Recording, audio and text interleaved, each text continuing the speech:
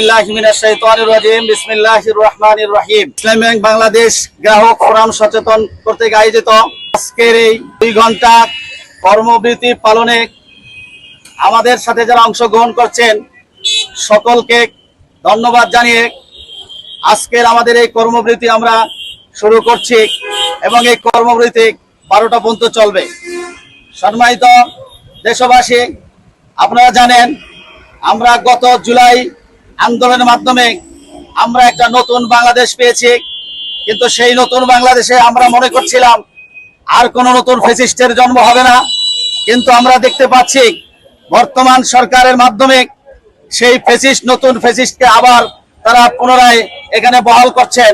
আমরা ইসলাম ব্যাংকের মতো একটি অর্থনৈতিক ব্যাংক যেটি বাংলাদেশের অর্থনীতির চালিকা শক্তি, ইসলামী ব্যাংকের যিনি চেয়ারম্যান হিসেবে তাকে নিয়োগ দেওয়া হয়েছে বাংলাদেশ ব্যাংক থেকে, তিনি সেই এস আলমের দোসর, তিনি ফ্যাসিস্টের দোসর, যার মাধ্যমে এদেশের ইসলামী ব্যাংকের হাজার হাজার কোটি টাকা লুট করে পাচার করে এদেশ থেকে নিয়ে গেছেন। সেই দোসরকে আবার এখানে নিয়োগ দেওয়া হয়েছে।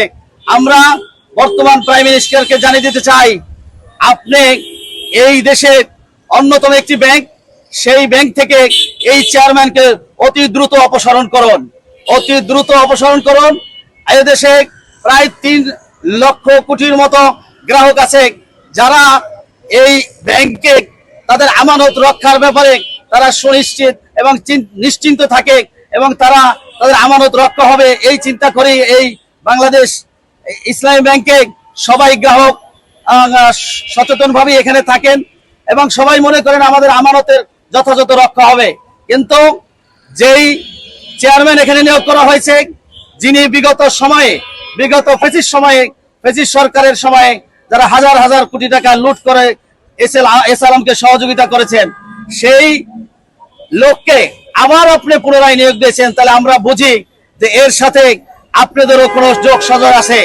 আমরা চাই এদেশ থেকে এই ইসলামী ব্যাংককে রক্ষা করার জন্য এই বিশেষ করে এস আলমের সেই ফেসিবাদের দোসর এই খুরশিদ আলমকে এখান থেকে বহিষ্কার করা হোক এবং আমরা আমাদের আমানত রক্ষার নিশ্চয়তা চাই।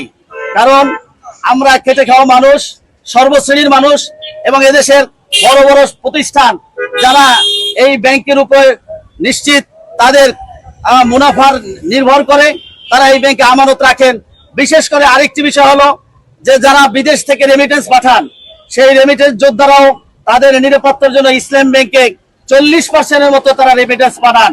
কিন্তু ইতিমধ্যেই দেখা গেছে তারা এই সমস্ত কারণে এই ফ্যাসিস্ট সরকারের দোসরদেরকে আবার নিয়োগ করার কারণে তারা তাদের রেমিটেন্স পাঠানো বন্ধ করে দিয়েছেন।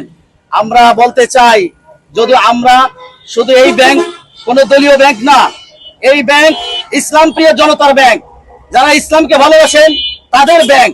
তারা মনে করেন সুদ ভিত্তিক অর্থনীতির মাধ্যমে এই সমাজে শান্তি আসবে না, একটি সুদবিহীন অর্থনীতির মাঝে একটি শান্তি আসবে। সেই অর্থনীতির ব্যাংক একটি ইসলামী ব্যাংক। এই ইসলামী ব্যাংক প্রমাণ করতে বিগত সময়ে তিনি প্রমাণ করে দিয়েছেন যে একটি শ্রেষ্ঠ ব্যাংক, কিন্তু সেই শ্রেষ্ঠ ব্যাংকই আজকে নষ্ট করার জন্য আমাদের এই সরকারের মধ্যে যারা আছেন তারা এই ব্যাংকে ধ্বংস। আমরা গ্রাহক সমাজ কোনোভাবেই এই ব্যাংককে নষ্ট করতে দিব না। আমরা সবাইকে বলি, আসুন আমরা সবাই মিলে আমানত রক্ষা করব। এই ঐক্যবদ্ধ আন্দোলনে সবাই শরীক হওয়ার জন্য আমরা উদাত্ত আহ্বান জানাচ্ছি।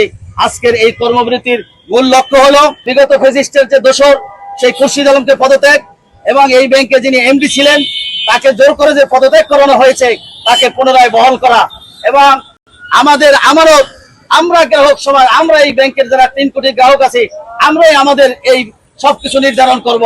আমাদের টাকা, আমাদের অর্থনীতি কিভাবে চলবে সেটা আমাদের এই গ্রাহকরাই নির্ধারণ করবে। এখানে কোনো ফ্যাসিস্টের, এখানে কোনো অন্য কন্ত্র এখানে আমরা মেনে নিব না।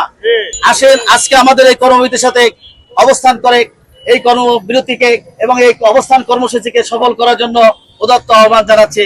আসসালামু আলাইকুম ওয়া রাহমাতুল্লাহি ওয়া বারাকাতুহু।